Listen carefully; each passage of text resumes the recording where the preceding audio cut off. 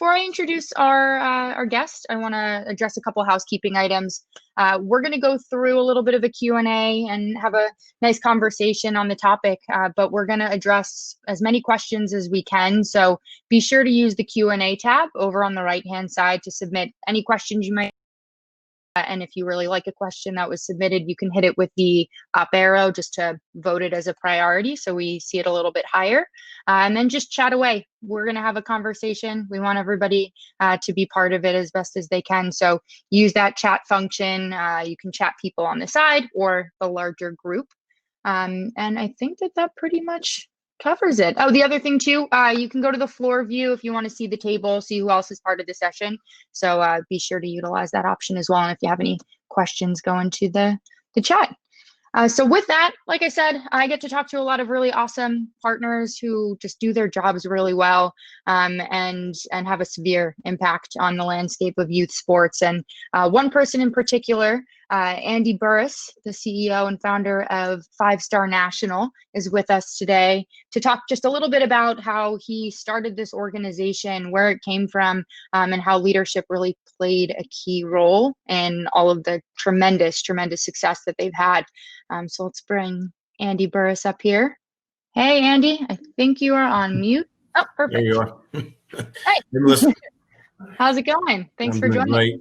Doing great. Yep. Appreciate you guys having me on. So yeah, of course. We're honored and happy to have you here. I think a lot of people are going to learn from what you've done and continue to do. So with that, why don't you go ahead and, we'd love to have you introduce yourself and just 5-Star National as a whole. You guys are really unique. So tell us a little bit about, the club's history, where you came from, all that good stuff. Yep. Again, I'm Andy Burris. I'm the owner and president, CEO, whatever. Not real big on titles, but of 5-Star National. A little brief history of our program. Back in 1985, a guy by the name of Buddy Myers started what was called chain baseball. Chain baseball had he was in the timber business, and he went into these mills and he did a lot of chain and sprocket conversions in these mills. And so he wanted he was big into baseball and wanted to have kind of sponsored team for him to go out and have some advertising and him to actually do some stuff in baseball. And so with that, in 1985, he started the first baseball team, and they were synonymous in South Georgia, really the only, I would say, prominent, travel baseball team in the southern part of the state. I played for him in 1993, had a great experience, and then ended up getting drafted because of the chain baseball program in 1995, and then came back after playing 7 years with Cincinnati, and decided to get back into it. And from starting in 02, from 02 to 2007 or 8, I ran an indoor facility. Didn't really do a whole lot of teams at the time. Was just doing a lot of training. Enjoyed the training aspect of it. I had kids coming from different states to come train with us, and really enjoyed that part. And in that time too, kind of got involved in some other things that helped the business side of where we are today. But I was, we got involved in the Dairy Queens. I got involved in some different real estate things. I own car washes, and just a lot of different things that on the business aspect that taught me a lot. Really, was almost like, for me was my education into business. Obviously anytime you go into business, you make mistakes, you learn from those mistakes, and hopefully you don't make them again.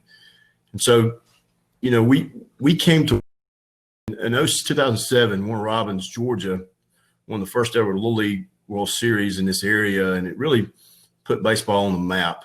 And in 09, January of 09, we started in Warner Robins, Georgia. And from there, we were actually chain baseball at the time, went all the way through 2014. Mr. Buddy, our original founder, in January passed away.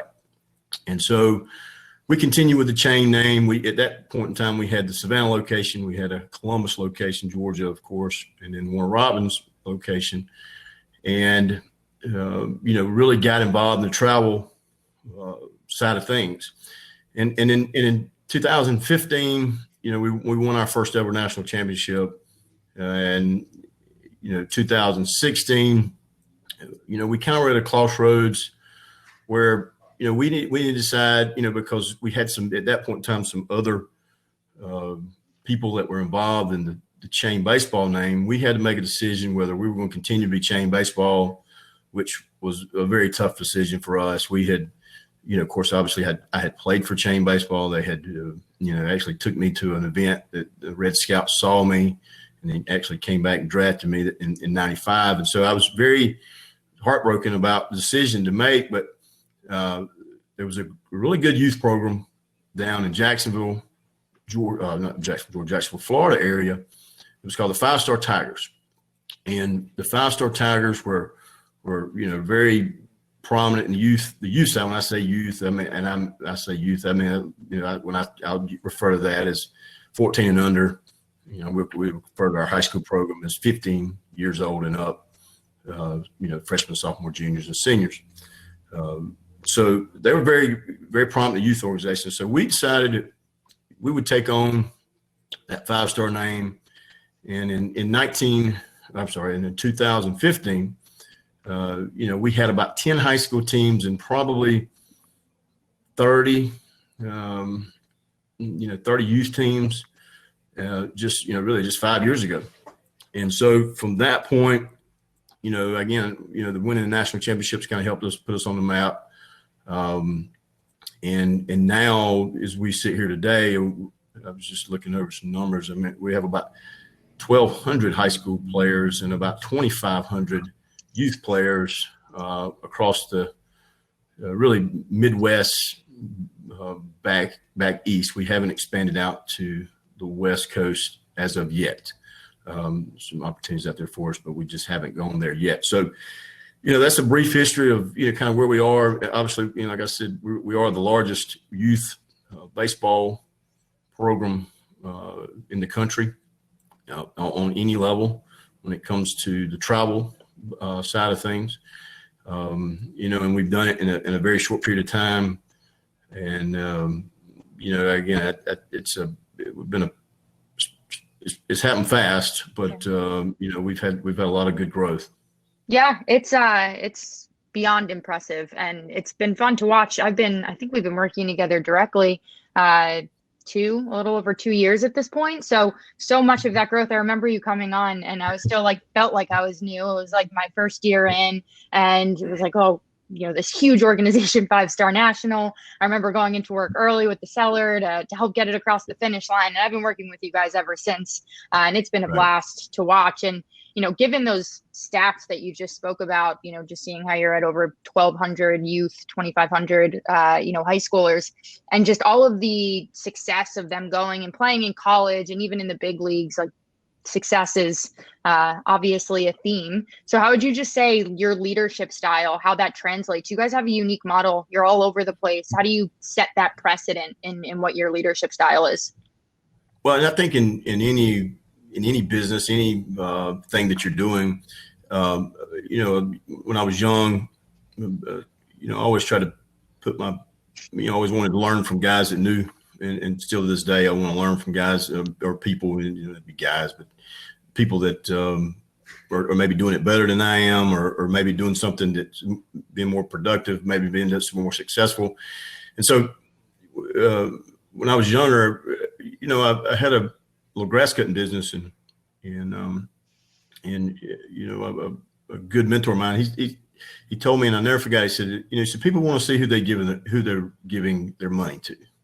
And ultimately, if I'm the president of the company, I mean, they're giving their money to me. And so, I love to travel. I mean, I got a young son that plays baseball, that, daughter and wife that enjoy the travel. And so I'm constantly, going to seeing our different, partners that we have across the country, and even in Puerto Rico. I enjoy that trip. but Can imagine. but we and I think that's the biggest thing. I think we I've seen it do a lot. Of course, with the COVID thing, we've done a lot of chats and talks, and everybody, you hear different organizations, and I don't, you'll never hear me say anything about any other organization. I think we just do things different. Sure. We have a vision that that we want to maintain, and that we go by, and the guys that are in that run our, we have actually 27 locations across Southeast or Midwest to Southeast in Puerto Rico, but all of those guys are either friends of ours that, or have followed us or been a part of us at some point. Mm-hmm. The latest up in Indiana, Bobby Morris, he had what was called the Morris Chiefs. He just came on, and Bobby and I played together in the minor league. So he knew what I was about. I knew what he was about. So it was a good fit. And, I think for us, that's been the biggest thing, is having good people ahead of, and then me being involved, from a day-to-day basis. Yeah, absolutely. And I think you hit the nail on the head. You said, you're always learning from guys that know. And like at League Apps, one of our core values is to be a student of the game. So that really, even resonates, because you get to a point where you're learning. And sometimes I think people max out. And I think it's super important to feel like you need to continue doing that and find people that you can keep learning from, build out those strengths to help grow that organization. It seems like, you travel all over. I know that about you, and you've got awesome different affiliates around the country. And I can imagine it's difficult to set the precedent of here's what we believe in, here's those values. It's not an easy thing to do, and make sure that those hires, like you mentioned, are fitting that mold and fitting that core. How do you ensure that your team stays on that track and follows after the leadership that you've set forward? Well, when I've been involved in baseball my whole life. It's kind of in my blood, and my dad he was an iron worker, and he never really cared anything about baseball. But he did impress upon me the importance of work. And, I think that, from the beginning, what we have now that's really helped growth part of it is guys that have been, we have sitting in the office today. Blake Schaus, who played with us, played college baseball, and, been a 5th round draft pick from the Rockies, played pro ball. He's been through the organization. He's played up under me. He understands, what I bag. What's important to me is now important to him. Damian Moss pitched in the big leagues for the Braves. He's been here from the start. He knew, from the start what we were about, what we wanted a player. And so as that, what's been able to help maintain the level of consistency across the organization is that we've got guys that have been in the program, so they understand what it takes. They understand, what we expect, and that's never changed. Mm-hmm. We talk about, we always, whether, in tough games, there's not a lot of coaching that has to go on. The game, because of the game itself, it does a lot of the coaching. Yeah. Now, when you get games that are, that maybe we're, for whatever reason, playing a team that's a little less, you have to actually coach harder, because to me, the baseball is a filling the ground ball in a 2-2 game, or throwing a strike in a 2-2 game in late innings, or, being up at bat in a 2-2 game is a lot different in a 12-2 game. Sure. And so, our whole goal is to put guys in position to fail. I know that maybe sound harsh, but, we go and we want to, play our younger guys up against older guys. We want to, because at the end of the day, at some point in time, they've got to learn to fail. Right. And when they learn to fail, that's when they become a good player, because it's going to happen at some point. Totally. I think that's awesome and unique, just making sure you're putting the kids in those situations to, I mean, the theme here to keep learning, to learn from those mistakes, to find themselves in those really uncomfortable positions, and sometimes being intentional about putting them in those positions, especially when it's a really successful organization that just by nature plays really well, can go a long Sure. way. I follow you guys on social media. You guys have a blast. I'm curious kind of what some of the practices or traditions that you guys might have in place that help, instill that type of leadership mentality, not just in your staff, of course, which is important as you're hiring, but in those players to Sure. keep that Sure. on. Well, in baseball, and if you laugh at baseball guys that are on here, or baseball guys that may see this, baseball players are funny about routines, and there's a reason for that. It's not a you hear about you watch movies and they don't change their shirt, they don't change their sock for don't wash their socks or whatever, but it's routines for anybody. Or a good thing. We try to teach kids because, a lot of the kids that we have our program, is the best kid in Tallahassee, is the best kid in, Valdosta, is the best kid in Jacksonville, is the best kid in Tuscaloosa, Alabama, they've never failed. They've never been really even challenged to for that matter. And so, the kid, they can show up because God has gifted that kid in such a way that they, practice is not really something that they feel like they have to do or need to do. And again, we want to challenge that player against other kids from California or, New York or wherever it may be to, just to show that kid that, hey, certain, I always say, there's one line. There's two lines in the career of a baseball player. One is the athletic ability that God gave you, and the other is your worth ethic.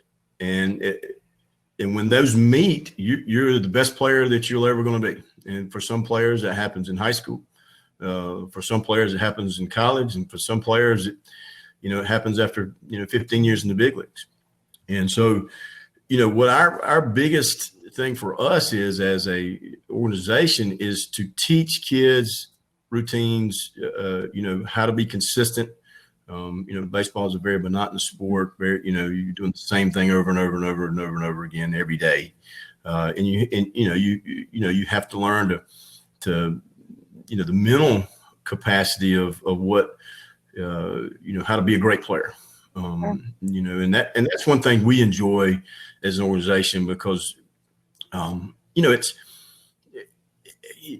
if you've ever been up under the lights in a basketball arena of 50,000 people and made a winning jump shot or made a defensive play, if you've never been in front of fans and an arena of whatever sort and played at a high level, it's really hard for you or for a coach to relate to a kid that's going to have that challenge. And that's one of the things that we do as far as a coaching staff. I mean, our guys are guys that've been there.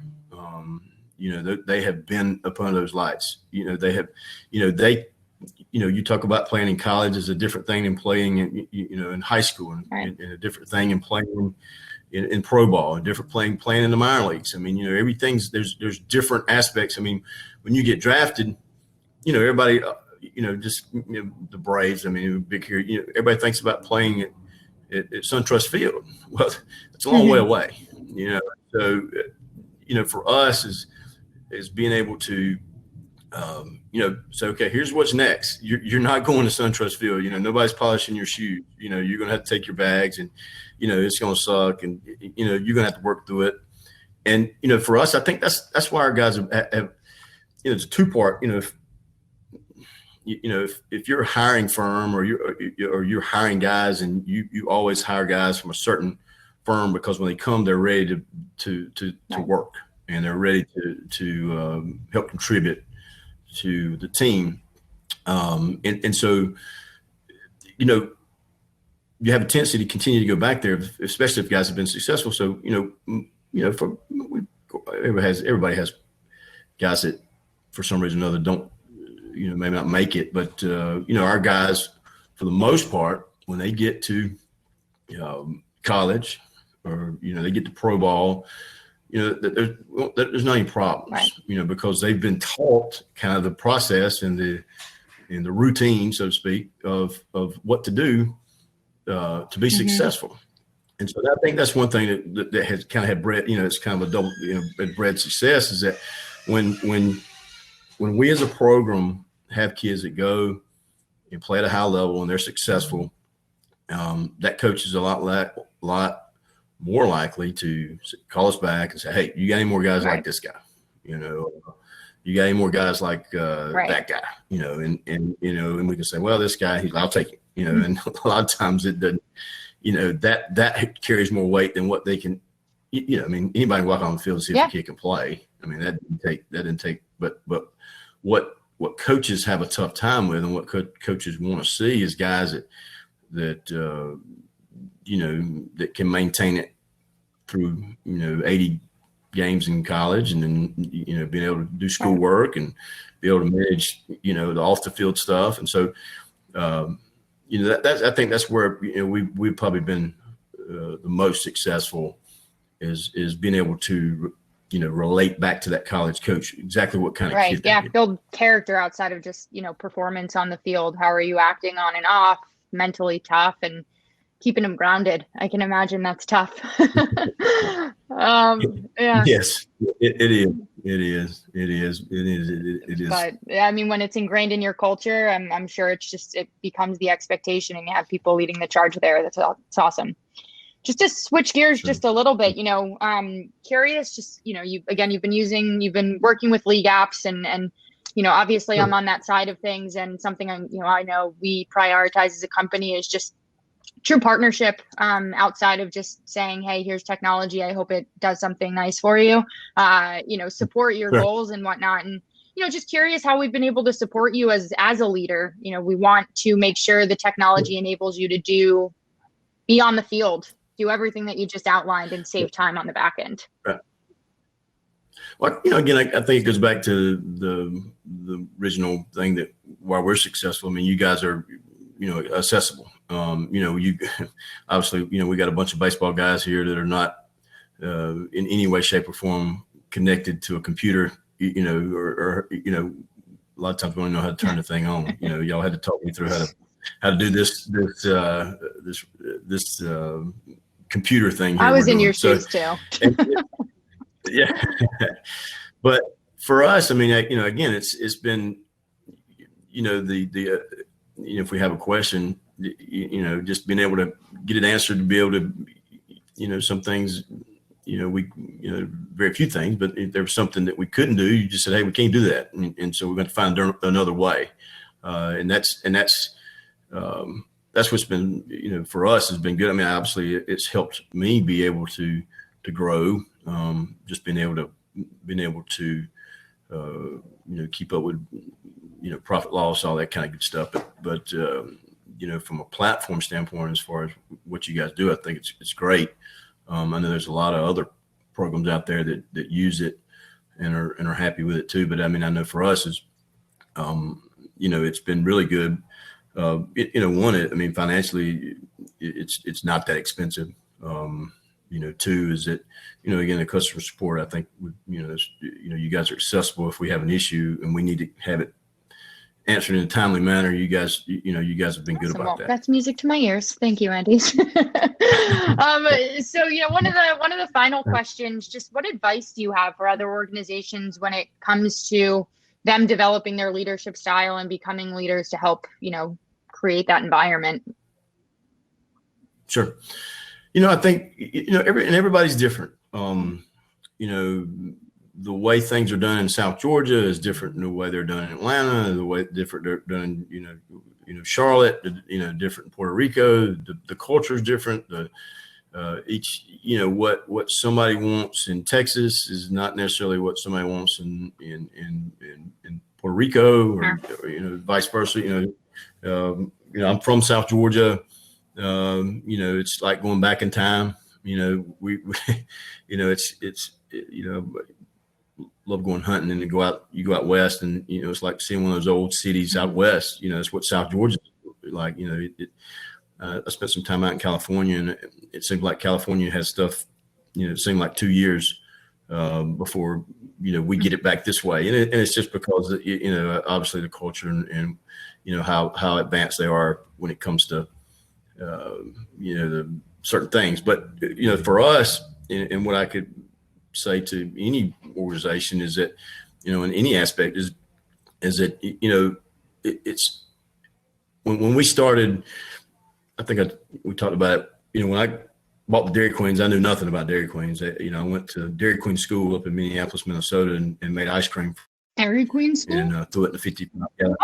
Yeah, actually, it's a Dairy Queen school. Yeah, I had to learn how to make ice cream. So I had to put the curl on top and all that good stuff. And, how to make sure your ice cream was the right consistency and all this stuff. And how to cook hamburger. I mean, we did the whole thing. And then we actually did 3 weeks, one of product, one of of course finance, and then one of operations. But so with that, I mean, which was very valuable information to me, just being in the business world, just some of the things that that they taught us. But one of the things that Dairy Queen gives you a pretty specific platform. Hey, if your food cost or this, if your labor costs are this, and this is what your profit would be. And so for baseball players and for organizations that are going out and trying to grow, it's hard to go into a new market, especially if there's somebody already there, and because normally they already have a pretty good base there, but they also have a dollar figure that they're running by, and they've you got startup costs and this, that, and the other if you're trying to go to a new facility. So for me it's all about being able to maximize pennies. Obviously there's as anybody that's in this business knows, there's not a huge markup in anything that we do. There's only so many hours, so what we've tried to do as an organization is we a lot of programs, whether it be they want to be sponsored by Nike, they want to be sponsored by Adidas, they want to well, for us, and just being honest, Nike couldn't produce the fast enough for us. Adidas couldn't get us with the growth we had. They just couldn't do it. And the financial piece of it, and then matter of fact, gave it to us. We just couldn't get it, whether it be jerseys and so I said, it had to be. So I bought a sublimation company so that what we could do was we could supply our own our own people, and so we could supply our own product, and that was really something that was beneficial for us in the long run.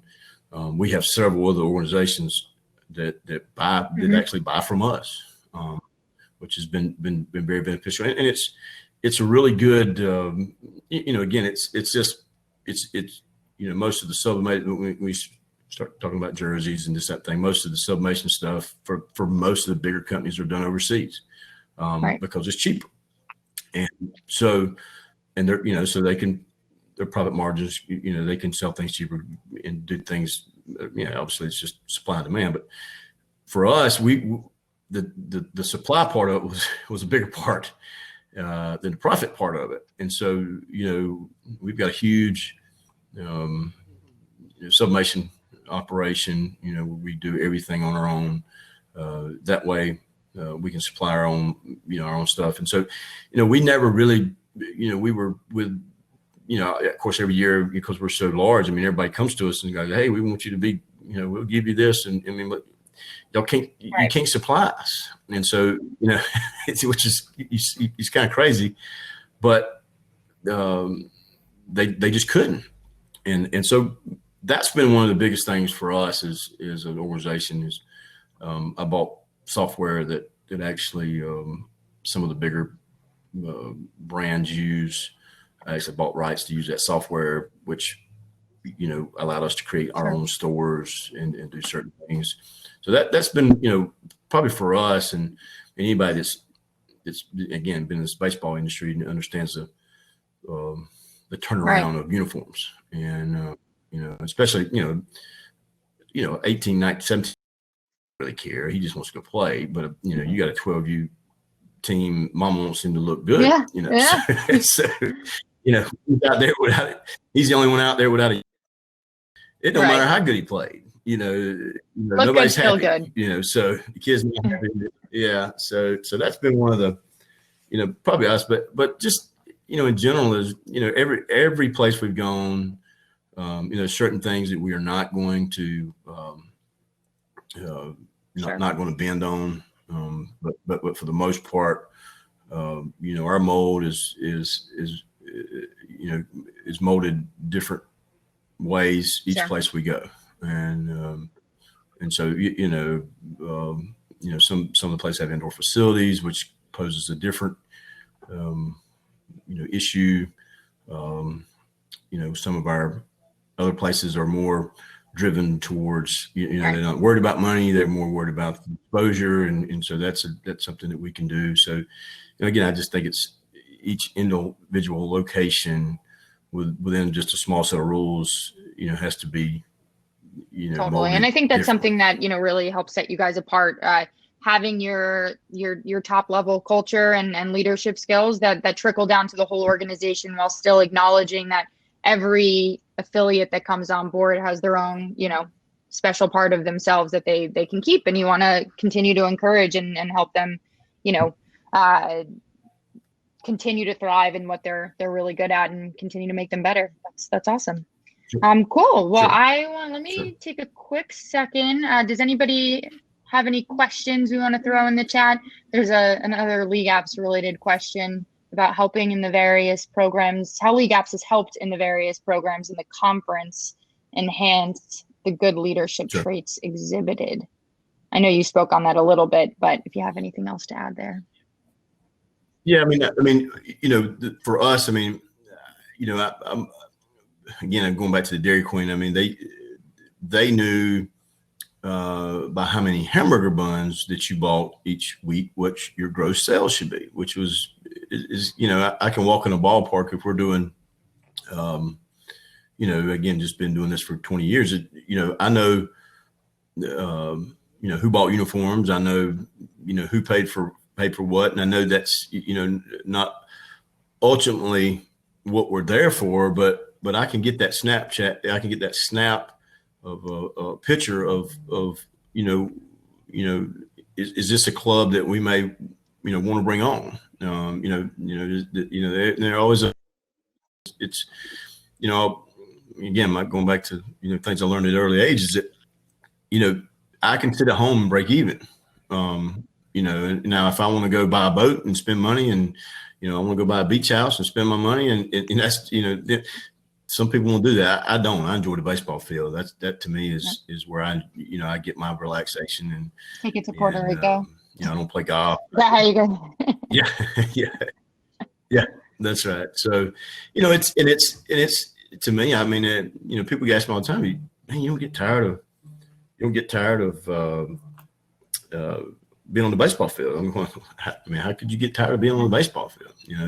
There's always something to learn. There's always, something something we can do to help. And, to me, it never gets old. But, again, going back to League Apps, I mean, we have, out of the 27 locations, I think 23 of them are now that kind of run up under League Apps. And so, if I need to, if I need to know something, League Apps has made it, easy for me to get a quick snapshot of, okay, this is, they're doing well. They're doing, hey, this may be some program that I need to spend a little more time on.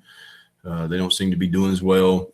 And so, for me, that helps me manage, as a leader, and ultimately if the individual locations are successful, they're going to be more willing to work. They're going to and do more for the organization. So, we want everybody to be successful across the board. But, I think sometimes it's just me through league apps going across and just seeing, hey, these guys have done good, or hey, these guys, they may be doing something that, Sure. we might need to change. So that's the things that league apps Awesome. I'm helps very us happy to hear it. Cool. Any other questions from some participants? Let's give it another second. I definitely think that something on the horizon is probably an in-person training in Puerto Rico for that staff who's there. I feel like we need to get them ramped up. And I would be more than happy. Like, I would do it for you guys. I would. It's fine. I mean, maybe a little bit of begging. And which is cool, because we have people down there that know the island and know the different locations, and so, it's just anytime you go to any touristy place, you always end up going to the, the tourist attractions, and sometimes those are not the ones that, those are not the ones that you really want to see, So that's been the cool thing about having guys down there, is that they know, where the good places to eat are, where the places to stay are, where the best views are, that type of thing. So that makes cool. Well, I just want to thank you again, Andy, for taking the time. I said it before, but I'll say it a billion times again. You guys are crushing it, and it speaks so much to the precedent you've set, the stage, the environment for kids to grow and really become successful young men, not just successful baseball players. And I think that's awesome. It's been awesome working with you. Much more to come, and really appreciate you jumping on and helping other people learn. There's a lot to learn from you in 5-Star National. So thank you so much. Absolutely. Well, I've enjoyed awesome. you guys having us on.